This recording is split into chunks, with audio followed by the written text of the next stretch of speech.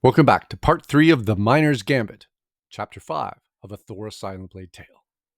When morning came around, a big feast for breakfast was awaiting them in the main hall. The new cook they had hired definitely knew how to cook a meal. Thora was just settling back after finishing off a chunk of bread and cheese when the sheriff came striding in with a bag of gold and a look that said something was wrong. Placing their reward on the table, Dean spoke quickly, filling them in on some overnight drama. Apparently, perhaps after a few too many drinks at the bar, the miners had decided to take some matters into their own hands. Inspired by the tales of heroism spread by the adventuring party, they had taken off to retake their mine from whatever evil was lurking there. What had been a problem for another day had now become quite urgent. Tapping Zarek on the shoulder, Thora indicated to the elf to come along and help get the horses saddled and hitched. "We ride in 20. Get your things," stated the dwarf, stuffing a few loose items back into the pack on the ground.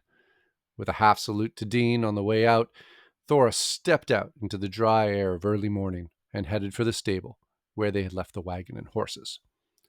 Dwayne quickly went off to Old Patrick's, a local smith, to gear up, while Allendale handled settling things up with Dean on the reward.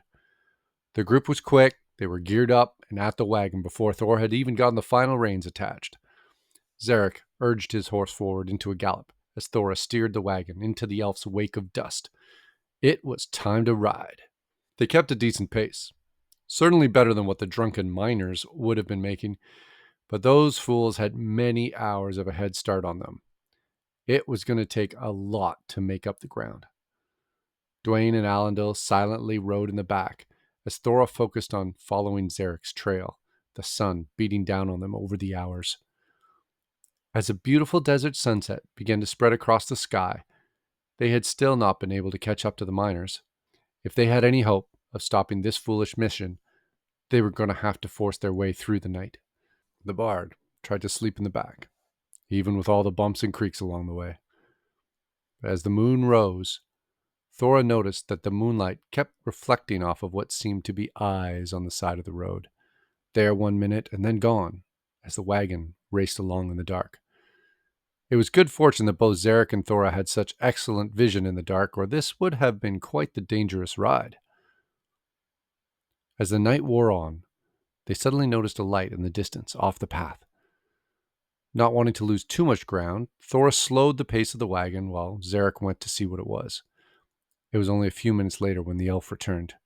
"The place smells badly," reported the ranger. "Hide tents, a giant bonfire, and animal skulls on posts. It didn't look like a welcoming place, and certainly didn't seem like the miners' camp." Thora hadn't spent a lot of time outside the Sakar Mountains, but even in the mountains there were tales of things like this. Under the mountain, the dwarves called them the Hund Darhok, or gnolls in the common tongue. The mountain dwellers didn't behave exactly as what the elf had described, but it was close enough that Thora wasn't comfortable with the idea of what might happen to the miners. The group dismounted to learn more from the tracks, trying to piece together what had happened. Bending low to the ground, Thora and Dwayne carefully picked out the various tracks as Zarek attempted to explain the movements. It seemed as if the horse tracks had all clumped together in a single point, possibly circling together as they were stopped. Dwayne noticed a pile of horse droppings in a single location, indicating the beasts had been nervous and kept in a single place for a while. There were a few tracks leading away, including a slightly bloody track leading backwards, but the sudden deep impressions of hooves in the dirt indicated that the group had taken off at high speed towards the mine. Mounting back up to the driver's seat, Thora got the cart moving, slowly at first, and then picking up speed as the urgency set in. It wasn't long, though, until Thora tugged on the reins to slow down their speed.